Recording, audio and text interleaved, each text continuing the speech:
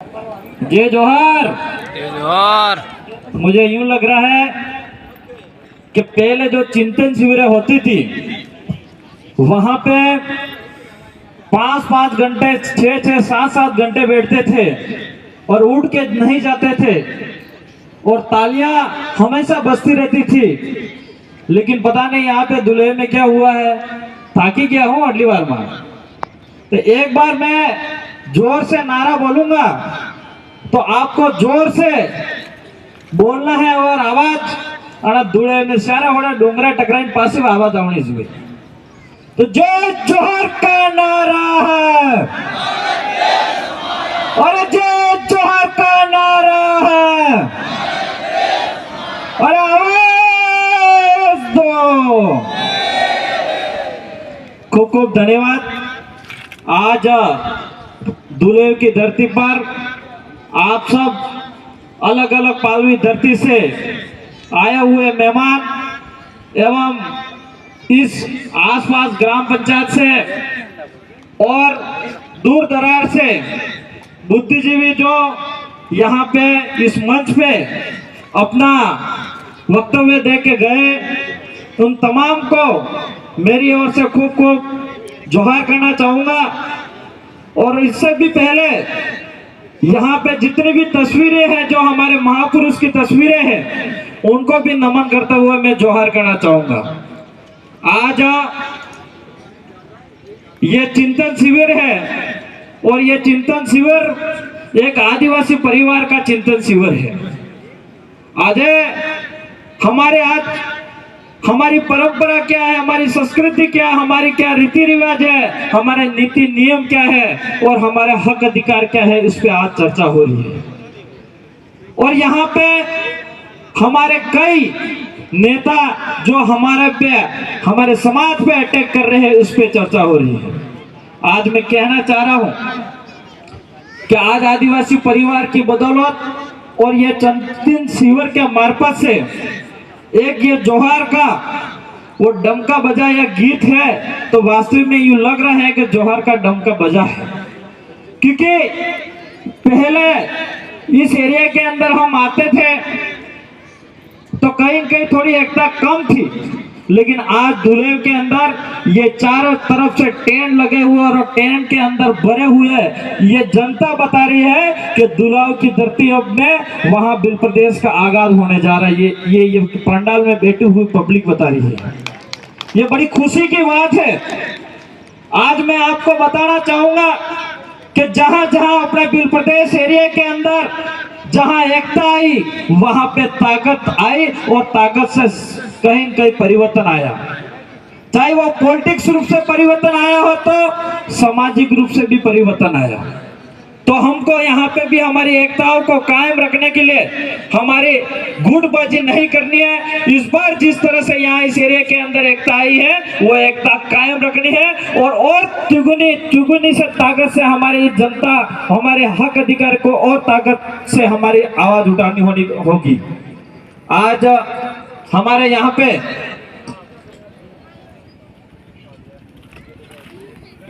कई सारे वक्ता बता रहे थे, हमारे रोज कांतिभाई आदिवासी साहब भी बताता था कि अन्य कागदार मोटू डैम है और कागदार नो पानी हमें नहीं મળતું है।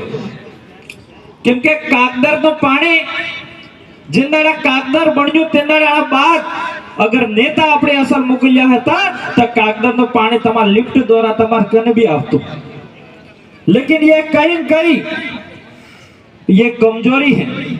आज हमारे एरिया के अंदर आसपुर विधानसभा को जनता को धन्यवाद देना चाहूंगा मैं, जो इस जनता ने जिता के विधानसभा जयपुर के अंदर भेजा तो हम लोग हमारे एरिया के अंदर सोम कुमड़ावा का पानी भी हमारे एरिया को पानी पिलाने की बात करते हैं और लगभग अभी पानी का नल भी जा रहा है हर जगह। आज दरियावाद की जनता की बात करें तो दरियावाद जनता ने भी जिता के भेजी तो वहां पे दरियावाद की आवाज उठ रही है।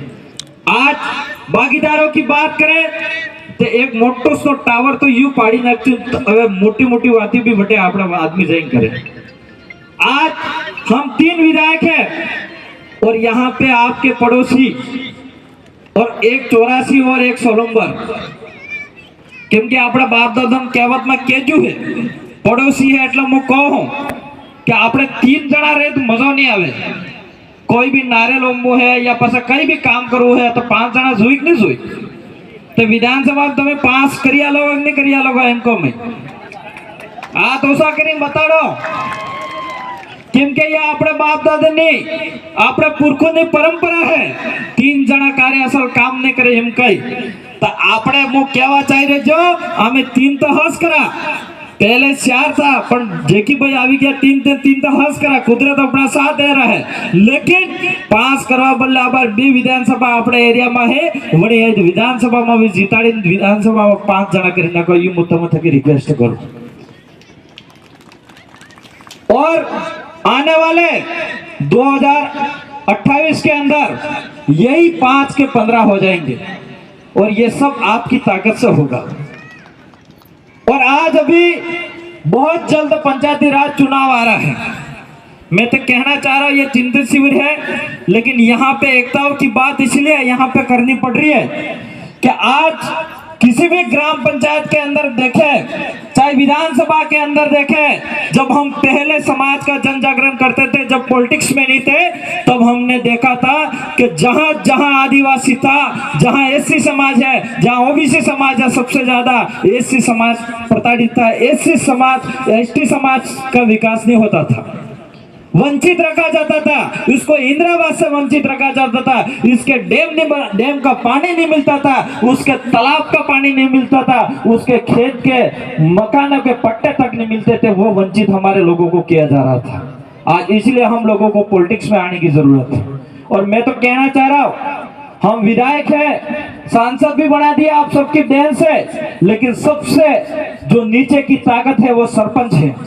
और जितने भी सरपंच हमारे साथ जुड़े हैं और सरपंच हमारे साथ में रह के काम कर रहे हैं इस सरपंचों को मैं सलाम करता हूं। लेकिन कई सरपंच आज भी मन्नालाल जेवा है कि नहीं? तुम्हारा मन्नालाल जवान पसा हो करो पड़े तुम्हें खबर है कि नहीं? और मन्नालाल जी ने आज तो दिमाग नहीं खस सकलो है जिन दाड़े मो कॉलेज प्रेसिडेंट 2016 में बढ़िया तो 3 दाड़ों ने दिमाग खस के लो है और अभी तक ठीक नहीं था क्यों है। और मन्नालाल जी अगर मेरी आवाज तो आप तक जाएगी नहीं लेकिन सोशल मीडिया के मार्फत से मैं कह रहा हूं और आप तक आपके कानों तक आ रही है जहां पे भी वो सुनोगे आप ज्यादा मत बोलना। जितना आदिवासियों ने विरोध के लिए बोला है वो हमेशा हमेशा ये खुद खत्म हो गया है। इसलिए मन्नालाल जी को भी कहना चाह रहा हूं ज्यादा मत बोलना वरना नस पड़ जाएगी आपकी। तो कहीं कहीं फिर आपका नाम भी बहुत सुंदर है मन्नालाल और कहीं ऐसा नहीं हो जाएगा मन्नारा हो जाए। तो हम तो आपको कहना चाह रहे हैं कि आप अगर असली आदिवासी हो तो आदिवासी समाज की क्या संस्कृति है क्या परंपरा है क्या भाषा है वो बोलना एक बार आप खुद सीख जाइए। मन्नालाल जी को मैं कहना चाह रहा हूं कि यहाँ इस मंच पे मैं बोल रहा हूं आमार एना होंडलो एम कई कहे नहीं कही देखे मन्नालाल ने कही बेहतर तो होंडलो एना पांडनो एम कही एना हरजा कामटे एम कही एना अपने ये हुकड़ो एम कही ये सब ये मन्नालाल जी बोल सकते हैं क्या? बोली सके हो अपने भाषा में उल्टो उल्टो बोली चीज जैसे बीजे बड़ी बड़ी नहीं आई है। तो हमारी ये जो भाषा है उस भाषा के हिसाब से भी हमको कहीं कहीं मिला है। आज यह अपने नेजा है ये दजा है इनका अपने ये दजा भी हमारे 3 का है और यह हागड़ा ना दजा है हागड़ा नो पैराजथंगड़ा दजा है। तो ये हमारे कहीं कहीं हमारी पहचान है। आज इस पहचान को जिंदा रखने की हम बात कर रहे हैं। हमारे पुरखों ने बलिदान दिया है जब आदिवासियों के समाज की एकता लिए भील प्रदेश की मांग करी थी उस मांग को हटाने की हमारा इतिहास हटाने की बात कर रहे हैं मन्नालाल जी। ऐसे मन्नालाल जी को आपको हटाना पड़ेगा कि नहीं पड़ेगा? हटाना पड़ेगा कि नहीं पड़ेगा? वो कब? मैं हमेशा भाषण में बोलता हूं कि नेताओं की 5 साल में एक बार परीक्षा होती है। कब? नेताओं की 5 साल में एक बार परीक्षा होती है और उस परीक्षा का जो पेपर होता है वो पेपर आपको चेक करने का अधिकार मिलता है कि नहीं मिलता है? वो पेपर कौन सा आता है? वो पेपर अपना जो नेताओं को वोट देने का होता है उसका फोटो आता है, उसका बहिष्कार आपको करना पड़ेगा कि नहीं करना पड़ेगा? हम लोगों को समझना पड़ेगा कि हमारे असली नेता कौन है, हमारे आदिवासी की सुरक्षा कौन कर सकता है, हमारे आदिवासी के हक अधिकार की कौन बात कर सकता है। आज कई सारे आदिवासी परिवार पे आरोप लगाते हैं। मैं कहना चाह रहा हूं कि आदिवासी परिवार की बदौलत है हम 4 विधायक है और 1 सांसद है। आज आदिवासी परिवार की बदौलत है, ये समाज की एकता की ताकत है, जो आज कहीं भी किसी भी जगह अगर आदिवासी को सही जगह नहीं मिले तो उसको जगह मिल जाती है, सही एड्रेस नहीं मिले तो उसको एड्रेस मिल जाती है, कहीं भूखा है तो उसको खाना मिल जाता है। वो भी आदिवासी परिवार की ताकत है। आपको मैं 10 साल पीछे ले जाऊं, 10 साल पहले कोई दूल्हे बस स्टैंड के अंदर अगर कोई भाई अपना मार खाता तो हमारा ही भाई बोलता था कि ये तो दारू पी के मार खा रहा है, अपना क्या करना है। लेकिन उस भाई को मार घुस गई वो नहीं दिखता था। लेकिन आज परिवार, आदिवासी परिवार की बदौलत से अगर दूल्हे बस स्टैंड पे कोई भाई अगर दारू पिया हो फिर भी कोई मारता हो तो दूसरा भाई 4 भाई रोक लेंगे, भाई तू क्यों मार रही है। वो ताकत एक आदिवासी परिवार के हिसाब से आई है। आज हमारे आसपुर वालों को खेरवाड़ा से कोई मतलब नहीं था, खेरवाड़ा वालों को डूंगरपुर मतलब नहीं था, डूंगरपुर वालों को उदयपुर कोई मतलब नहीं था। लेकिन आज हमारे उदयपुर और बांसवाड़ा संभाग की बात नहीं करें, पूरे राज्य की बात नहीं करें, लेकिन पूरे देश के अंदर आदिवासी एक होने जा रहे हैं, वो आदिवासी परिवार की ताकत है। हम लोगों को समझने की जरूरत है। हमें नहीं पता था महाराष्ट्र क्या है, हमें नहीं पता था झारखंड, हमें नहीं पता था छत्तीसगढ़, हमें नहीं पता था मध्य प्रदेश, लेकिन वो ताकत एक आदिवासी परिवार के बदौलत आई है। साथियों, ये हमको समझने की जरूरत है। इस ताकत को तोड़ने के लिए ये मन्नालाल जैसे आरएसएस के द्वारा ठेकेदार बनाए गए हैं और ये आरएसएस के द्वारा मन्नालाल जी ठेकेदार को पहले गवर्नमेंट जो नौकरी था उसकी सैलरी भी मिलती थी, इसके अलावा भी अतिरिक्त इसको बजट मिलता था, लेकिन उसको और भूख थी इसीलिए इसको सांसद बना दिया। और अभी सांसद रहते हुए उदयपुर सीट पे रहकर उदयपुर में क्या विकास होना चाहिए, 8 विधानसभा में क्या होना चाहिए क्या नहीं होना चाहिए वो बात नहीं कर रहा है। वो सिर्फ बात कर रहा है आदिवासी को किस तरह से रोका जाए, आदिवासी को इतिहास को किस तरह से हटाया जाए, आदिवासी को इस एरिया के अंदर कैसे मारा जाए, कैसे लेट मारा जाए, कैसे आदिवासियों का घर गिराया जाए, इस पे मन्नालाल बात कर रहा है। कर रहा है कि नहीं कर रहा है?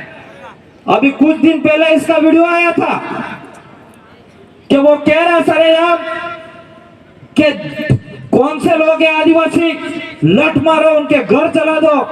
तो ये आतंकवादी फैलाने का काम कर रहा है नहीं कर रहे मन्नालाल जी? लेकिन पुलिस उस पर कार्रवाई नहीं करेंगे। वो पुलिस इसलिए कार्रवाई नहीं करेगी कि पुलिस भी बेचारी कोई नहीं कर पा रही है, क्योंकि मन्नालाल जी थोड़ा मोदी जी गोद में जाइन बेवाड़ा એટલે पुलिस भी हो कर सके। इसलिए साथियों, हम लोगों को समझने की जरूरत है। अगर हर घर में अपने समाज की एकता आ जाएगी, एक बच्चे से लगा के बुजुर्ग के अंदर एक एकता आ जाएगी और समाज के लिए मानसिक रूप से, दिमाग रूप से लड़ने की अगर ताकत मिल जाएगी, तो मैं समझता हूं चाहे मोदी भी आ जाए तो भी अपने विचारधारा को नहीं रोक सकता, ये मेरा मानना है। इसलिए साथियों, ज्यादा मैं नहीं बोलूंगा क्योंकि बोलने के लिए बहुत कुछ था मेरे, लेकिन हमारे बीच में एक मेरे साथी भी बोलना बाकी है और भी वक्ता बाकी है। इसलिए मुझे एक ही निवेदन कर रहा हूं मेरे समाज से कि हमारी जितनी ताकत अभी बन रही है, इस ताकत को टूटने नहीं देना है और 10 गुणों से ताकत से हमारे समाज के अंदर काम करना है। हम लोगों को किसी प्रकार से कोई ऐसे काम नहीं करने हैं, असंवैधानिक काम नहीं करने हैं जो हमारे समाज के लिए, हमारे खुद के लिए नुकसान हो। ऐसे काम भी हम लोगों को नहीं करने होंगे। सबसे ज्यादा हमारे समाज को शिक्षा पे ध्यान देना पड़ेगा।